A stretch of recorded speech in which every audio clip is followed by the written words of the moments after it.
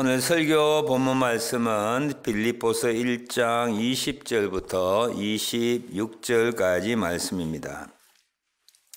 나의 간절한 기대와 소망을 따라 아무 일이든지 부끄러워하지 아니하고 지금도 전과 같이 온전히 담대하여 살든지 죽든지 내 몸에서 그리스도가 존귀하게 되게 하려 하나니 이는 내게 사는 것이 그리스도니 죽는 것도 유익함이라.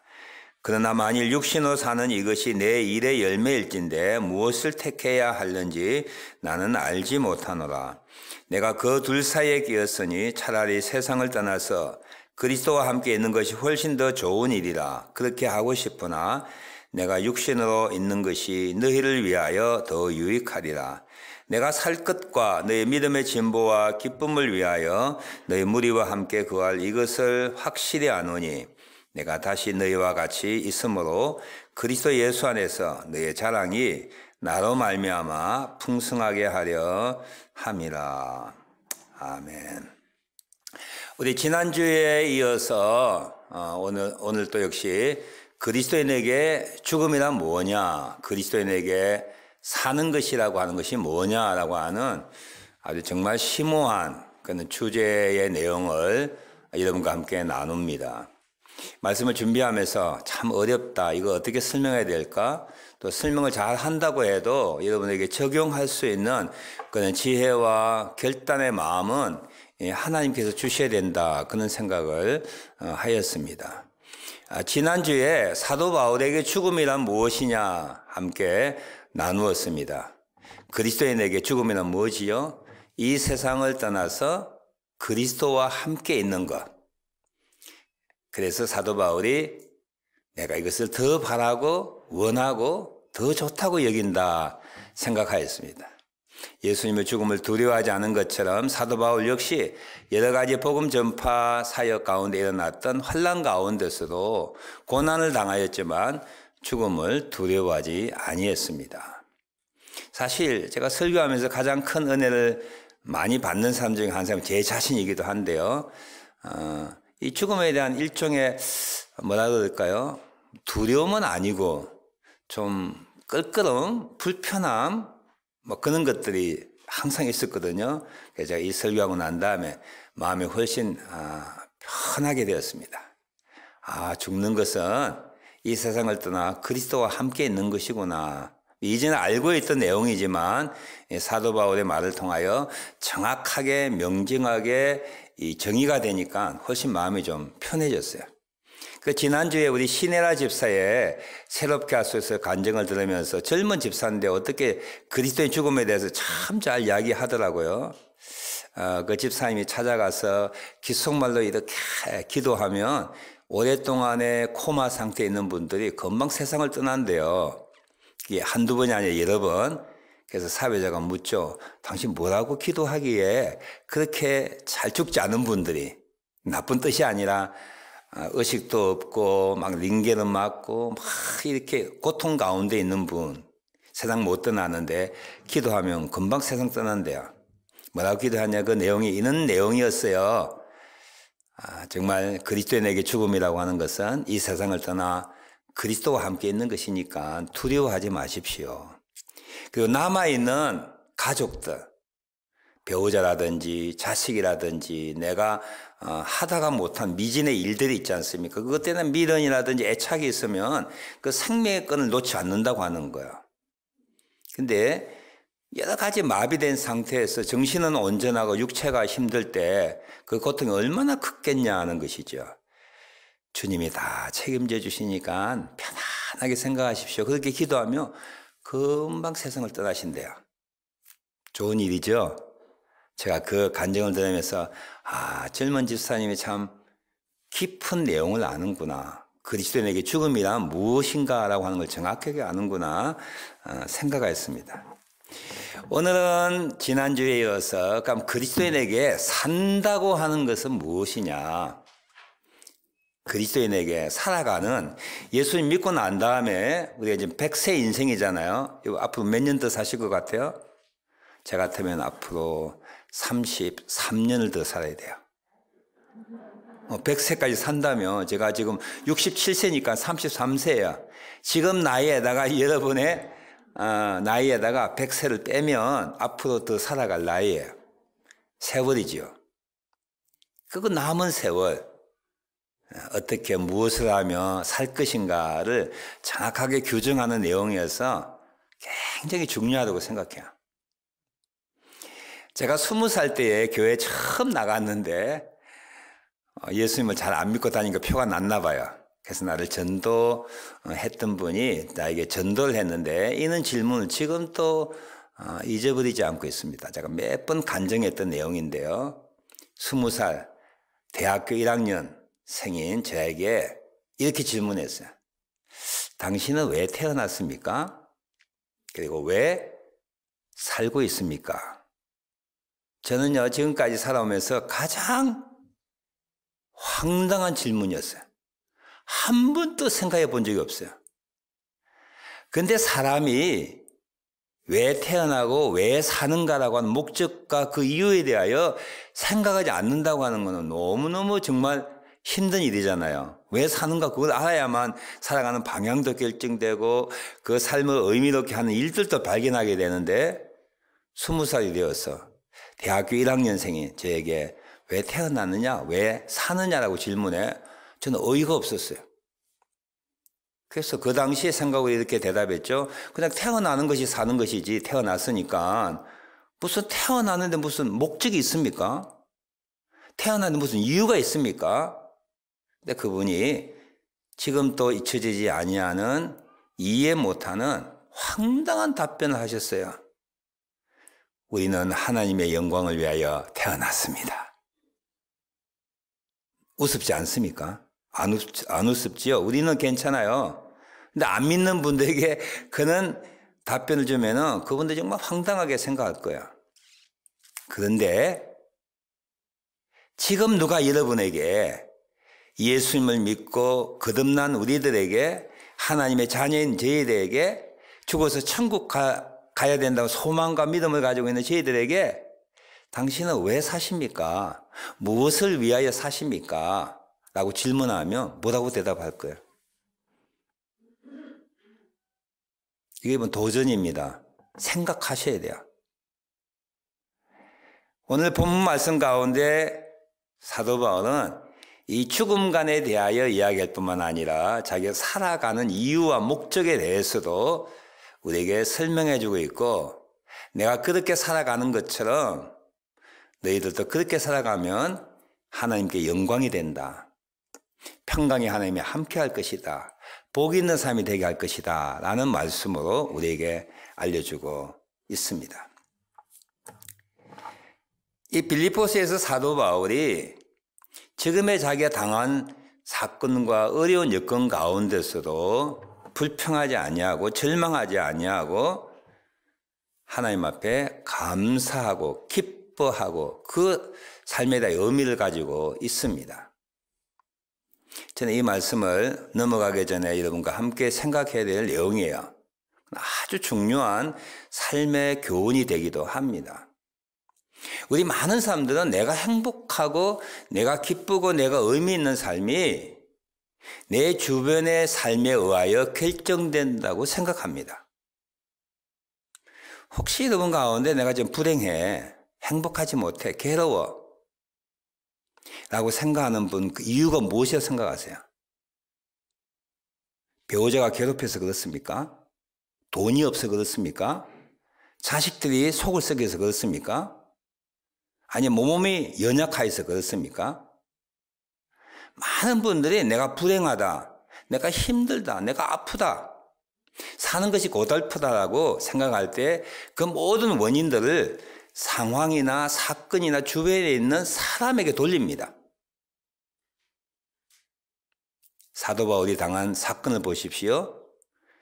그가 거듭나고 난 다음에 다마섹으로 가는 도중에 부활하신 예수님을 만나고 나서 그가 사도로 부르심을 받았습니다.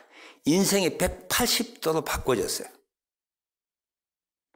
인간적으로 보면은 힘든 삶을 그가 선택하게 되고 주변의 사람들이 깜짝 놀라는 이해하지 못하는 그런 삶을 살기 시작했습니다.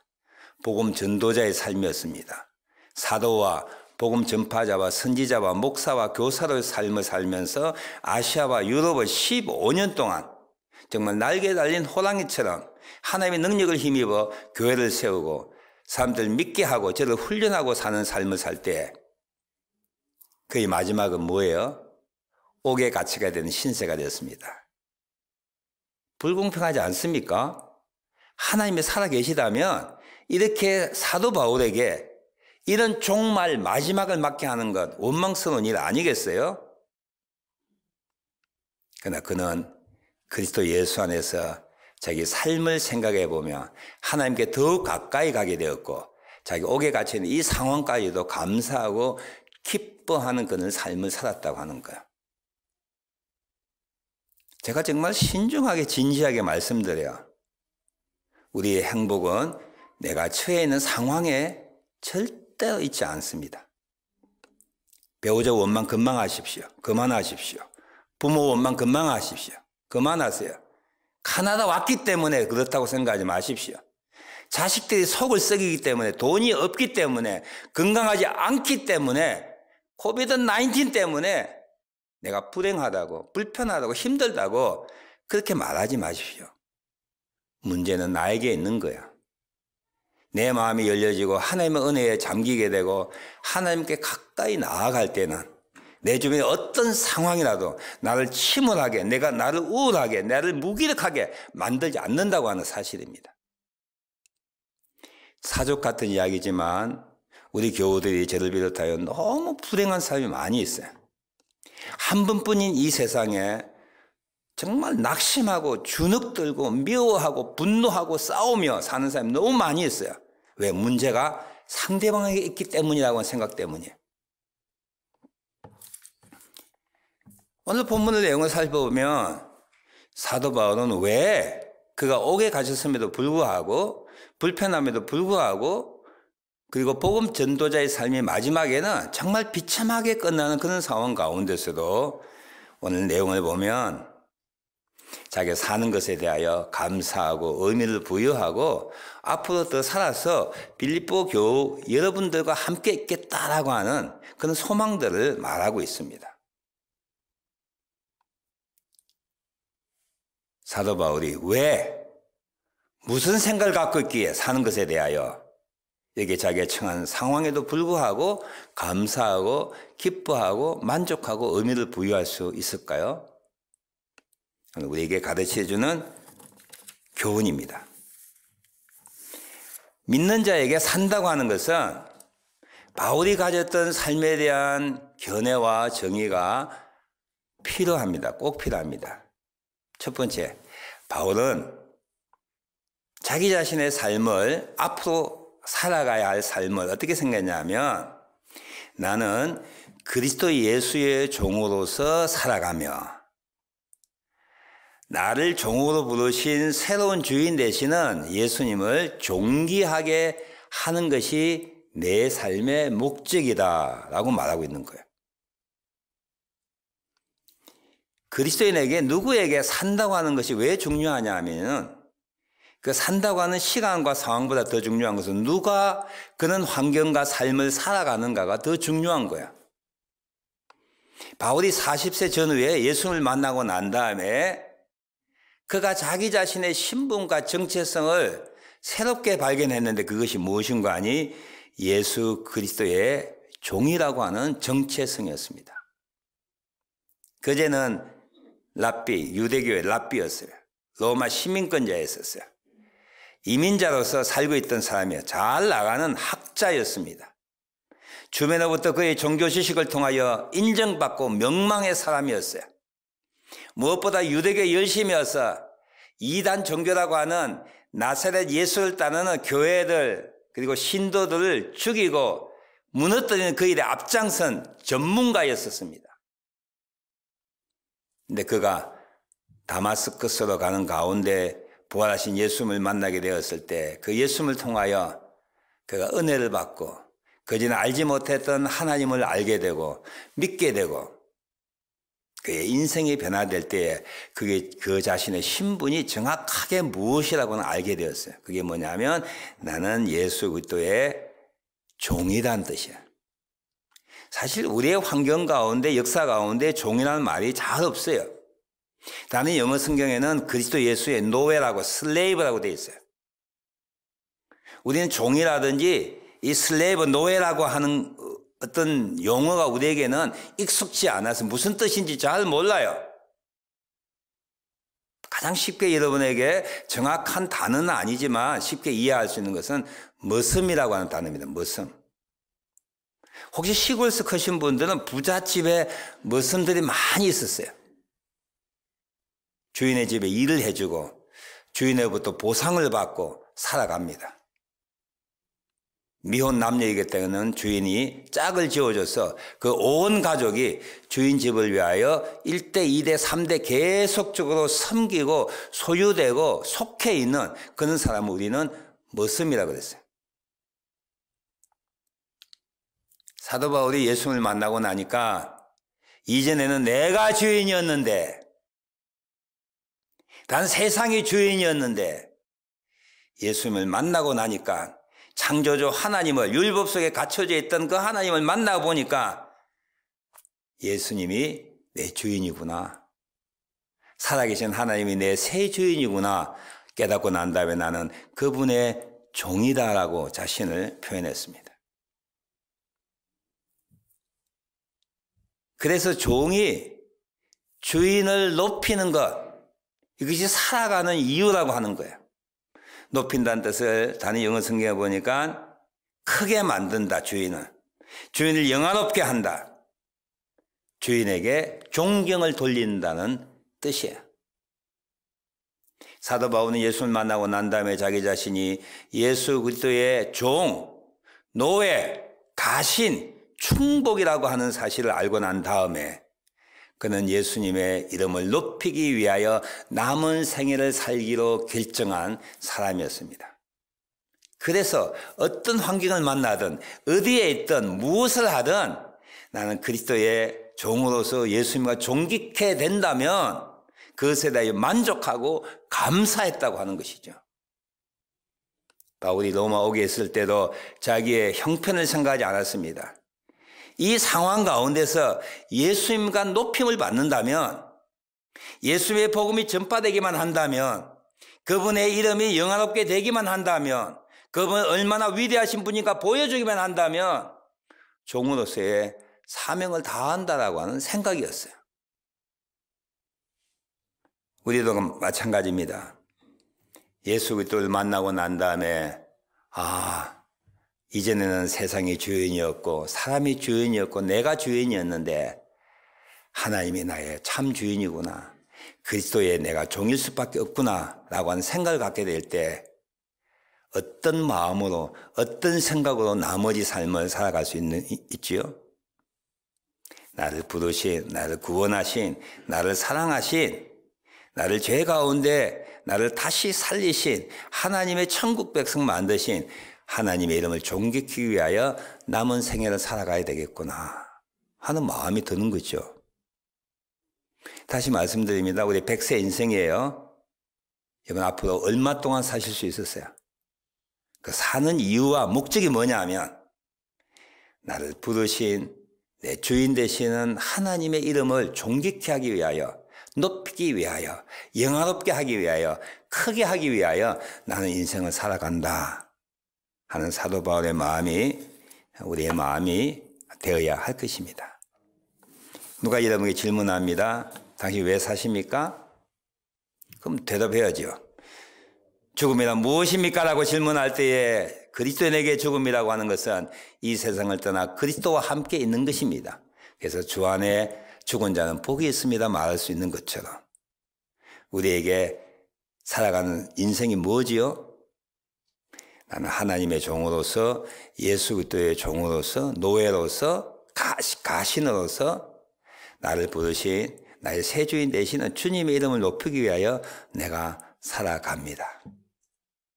무엇을 하든 어디에 있든 어떤 형편이든 내가 부자든 가난한 자든 한국에 있든 카나다에 있든 영주권이 있든 영주권이 없든 내가 병이 들었든 건강하든 자녀가 잘 되든 못 됐든 상관없는 거야. 내 주인, 새 주인 예수 그리스도가 높임을 받는다면 내가 살아가는 이유다 하는 거예요. 두 번째로 이 내용과 연결되어 있는 내용인데요. 사도 바울은 그리스도의 종으로 살면서 하나님께로 부여받은 그리스도의 이름, 새 주인의 이름을 존귀케 하기 위하여 그게 특별하게 부여된 일감이 있었어요. 그 일감을 붙잡고 살아봤습니다. 그게 뭐냐면 여기도 몇 번 등장하는데 너희를 위하여 내가 더 살아야 한다. 25절에 보니까 너희의 믿음의 진보와 기쁨을 위하여 너희의 무리와 함께 거할 이것을 확실히 안다. 26절에 보니까 내가 너희와 같이 있어 너희가 나로 인하여 자랑할 것이 기쁨이 많게끔 하기 위하여 내가 살아있어야 된다.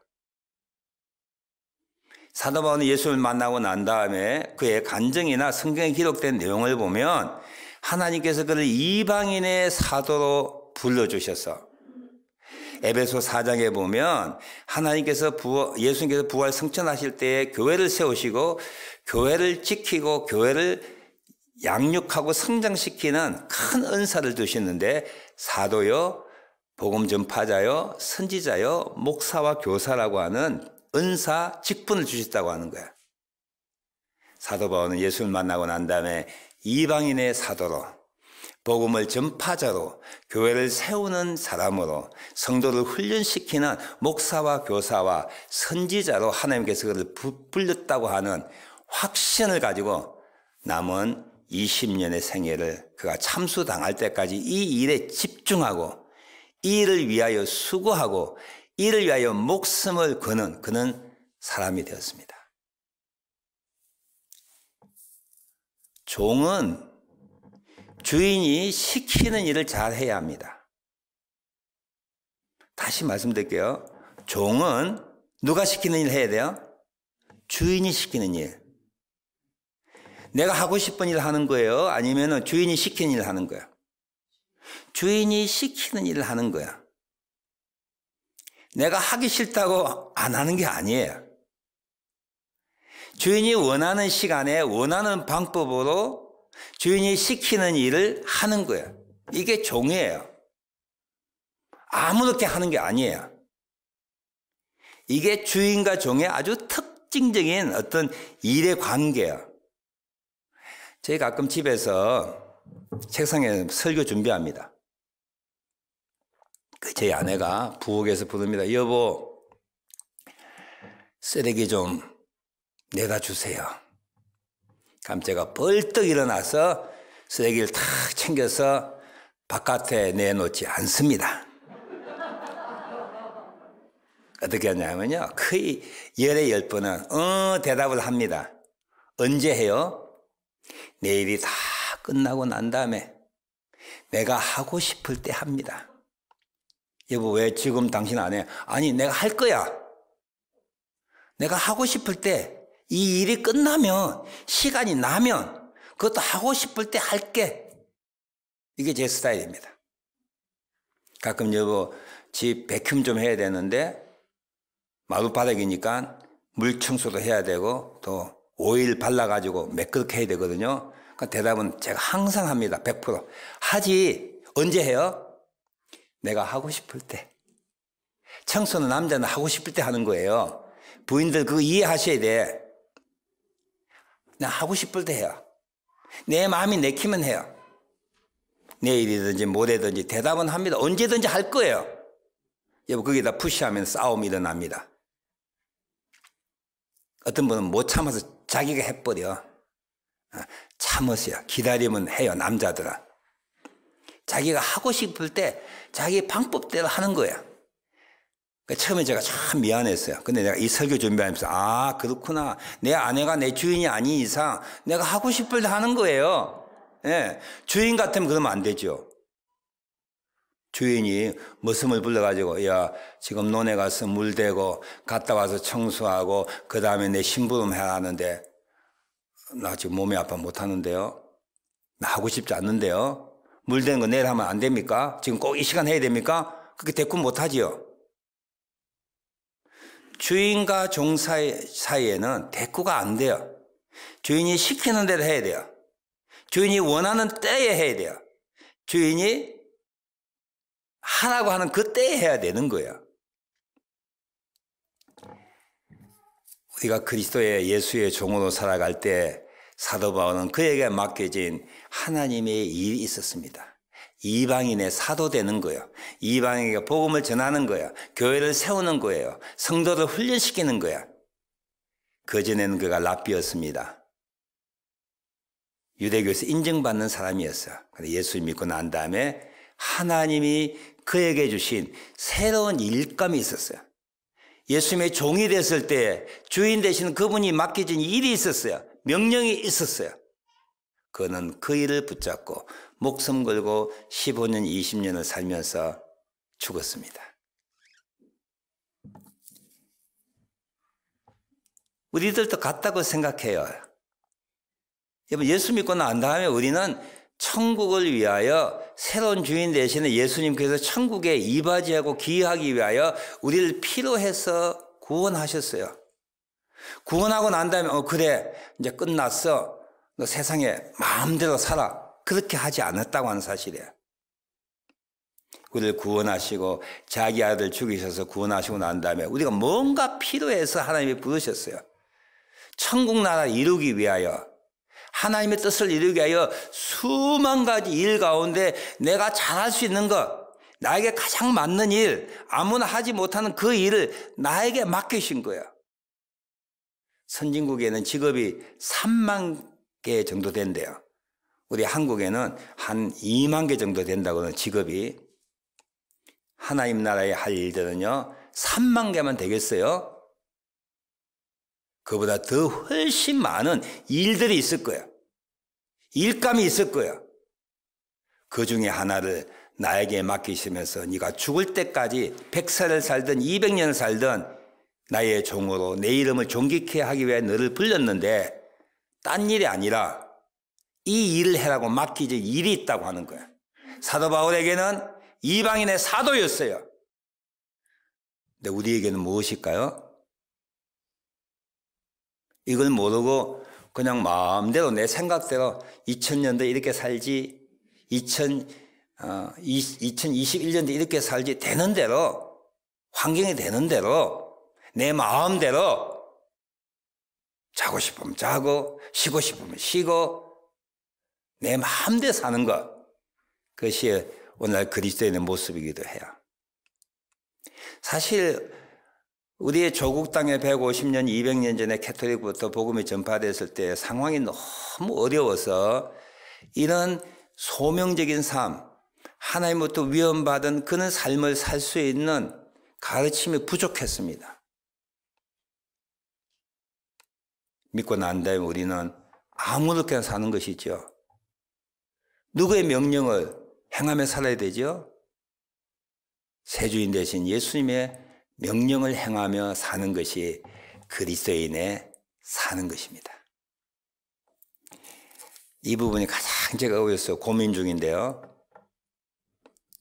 저에게는 쉬워요. 왜냐하면 저는 예수님 믿고 난 다음에 저에게 부르신 사명을 주셨어요. 너 목사 되라는 거예요. 목사 됐어요. 쉽지는 않은 일이지만 어젯밤부터 오늘 새벽까지 200명이 100명이 올 건데 이들에게 복음을 전한다고 하는 게 웬만한 스트레스가 아니었어요. 근데 이게 제 부르심이니까 기쁨으로 하고 기도하면 하고 준비하는 거죠. 여러분, 목사가 되라는 거 아니에요. 선교사가 되라는 게 아닙니다. 하나님께서 우리를 부르실 때에, 그리스도의 종으로 부르실 때에 천국을 위하여 내가 할 수 있는 일이 있어요. 나에게 맡기는 일이 있어요. 그게 수만 가지 가운데 하나일 거예요. 그것이 무엇인지 여러분 아십니까? 모르는데 아니에요. 하나님께서 여러분께 하시고자 원하는 명하시는 일이 있다고요. 그것 가지고 하나님 우리에게 상 주실 거예요. 오래 살았다, 돈을 많이 벌었다, 공부 많이 했다, 세상에 명예를 가졌다 가지고 우리를 심판하지 않으십니다. 그거 아무 쓸데없는 일이에요. 하나님 앞에 섰을 때는. 하나님 앞에 섰을 때 나를 부르시며 너 뭐하다 왔냐? 돈 많이 벌다 왔습니다. 내가 너를 구원할 때는 돈 많이 벌라는 게 아니었는데 질문하실 거야. 100세까지 내가 건강하게 살다 왔습니다. 내가 너를 부른 것은 건강을 위하여 100세까지 살기 위하여 부른 게 아닌데? 우리가 모든 사람이야. 모든 사람이 예수님을 믿어 그리스도의 종이 되고 하나님의 종이 될 때에 천국을 위하여 내가 해야 할 일이 있어요. 그걸 사명이라고 해요. 거창하게. 그걸 영어로는 비전이라고 해요. 비전. 하나님의 부르심이라고 해요. 부르심. 그게 뭡니까? 여러분, 제가 질문할게요. 예수를 믿어 하나님의 구원을 받고 하나님의 자녀가 되고 예수님의 종이 됐을 때 우리는 그리스도의 이름을 존귀하기 위하여 살아가는 것이 인생입니다. 하나님이 무엇하라고 무슨 일을 통하여 그 일을 이루라고 여러분께서 주신 명령이 뭐야? 하는 일이 뭐야? 아십니까? 기도하셔야 돼요. 아신 분들은 그 일에 올인 전념하십시오. 이게 정말 어려운 질문이고 어려운 결단이에요. 잘 모르겠는데 그 지금까지 살아오고 있는데 때가 되면 알게 되겠지? 아니에요. 우리를 부르신 주인에게 찾아가십시오. 머슴이 주인한테 갔어요. 주인이 뭐 때문에 저를 머슴 만드셨습니까? 무슨 일을 할까요? 주인께서 그는 질문을 기쁘게 받으시고 우리에게 가장 적당한 일을 시킬 거야. 옛날에 궁중에는요, 상궁들이 많았답니다. 조선시대 때는 한 6, 700명의 상궁들이 있었는데 상궁들은 8종류의 상궁이 있고요. 그 6, 700명이 하는 일들이 다 다르다고 하네요. 어떤 그 나인들은 3, 4세 때 입궁해가지고 죽을 때까지 빨래만 한답니다. 빨래만. 어떤 궁녀는 다름질만 한답니다. 어떤 궁녀는 음식만 만든답니다. 어떤 궁녀는 청소만 한답니다. 그걸 위하여 뽑힌 거예요. 머리가 좋고 똑똑하고 이쁘고 총명스러운 상궁 중에 상궁은 제조상궁이 된다네. 제조상궁. 상궁의 어떤 머리. 하나님께서 우리를 부르실 때 우리를 너무나 잘 아세요. 우리 기질도 아시고 우리의 성품도 아세요. 우리의 연약함도 아시고 우리의 약점도 아시고 우리를 잘하는 부분도 아세요. 그래서 우리에게 맡겨진 일이 있다는 거야. 너는 기도해. 너는 전도해. 너는 음식을 잘 만드니까 음식만 만들어. 우리 교회 중에 빵 잘 만든 분 계세요. 가끔 갖다 주는데 너무 맛있어요. 그분은 빵만 만드세요. 빵만 만들어서 밀가루 사가지고 시간 되는데 빵만 만들어서 온 교회에게 돌리십시오. 가난한 자에게 돌리십시오. 그게 사명일 수도 있어요. 딴 것 이것저것 하지 마시고 주인이 시키지도 않는 일제를 해가지고 망치지 마시고 주인 마음을 불편하게 하지 마시고 주인이 시키는 일을 하면 되는 거야. 주인집에는요, 유모도 있고 친모도 있어요. 청소하고 밥 짓는 여종들도 있는 거야. 다 각자 하는 일이 다른 것이죠. 하나님께서 나를 부르셔서 하나님 나라를 위하여 그리스도의 이름을 존귀하기 위하여 내가 해야 할 소명이 있어요. 사명이 있어요. 부르심이 있어요. 비전이 있어요. 그것을 여러분 확인하셔야 돼요. 주님 앞에 섰을 때 그거에 대하여 질문하실 거예요. 그 일을 얼마만큼 잘 행했느냐? 그 일을 쉬지 않고 행했느냐? 그 일에 열심을 내었느냐? 얼마만큼 장사하듯이 그 일에 열심을 내어서 내 이름을 존귀케 했느냐 질문하시지 세상적인 기준으로 질문하지 않을 거야. 100세까지 살고 와서 잘했다 안 할 거야. 돈 많이 벌어서 잘했다 안 할 거야. 애들 훌륭하게 키웠는데 잘했다 아닐 거야. 하나님이 각자에게 부르실 때에 나에게 주시는 사명이 있어요. 그걸 찾으셔야 돼요. 그걸 찾지 않으면 그리스도의 이름을 존귀하게 할 수 없어요. 물론 일반적인 예배라든지 뭐 성경 공부라든지 섬기나 일반적인 외에 내가 할 수 있는 게 있다니까. 내가 사도 바울처럼 이방인의 사도로. 오늘 사도 바울이 오늘 본문 말씀에서 우리에게 가르쳐주는 내용이 저는 이것이라고 생각합니다. 내가 살아야 할 이유. 예수님의 이름을 존귀케 하기 위하여 나에게 맡겨진 그 일을 찾아 그 일에 열심을 다하십시오. 비교하지 마십시오. 아무나 목사 되는 게 아니고 아무나 선교사 되는 게 아니에요. 아무나 부엌에 일하는 게 아니에요. 아무나 기도하는 게 아니에요. 기도하게끔 시킨 자가 있어요. 주님, 나의 사명은 무엇입니까? 내게 맡겨진 일이 무엇입니까? 질문하시고 그 질문에 대한 해답을 받으시고 응답을 받으시고 우리가 얼마 동안 살지 못하지만 어떤 환경에 있는지 모르지만 그 일에 전심전력을 다하여 세상 사람도 우리를 어떻게 평가할지 모르지만 나에게 그 일을 맡기신 하나님의 좋은 평가를 받을 수 있는 우리의 인생이 그리스도인에 사는 것이라 그렇게 믿습니다. 아니 그렇게 살아야 할 것입니다. 제가 전했어요. 근데 하나님 앞에 있을 때 미안 안 하겠지만 사랑하는 친구야 자녀야 뭐하다 살고 왔냐 모르는데요. 2021년도 3월 14일에 서목사 설교했잖아. 기도하라고 했잖아. 그전까지 몰라도 괜찮은데 3월 14일 2021년 이후에는 네가 기도해야 되잖아. 내가 알려 주려고 기다리고 있는데 에휴 마음대로 살지 뭐.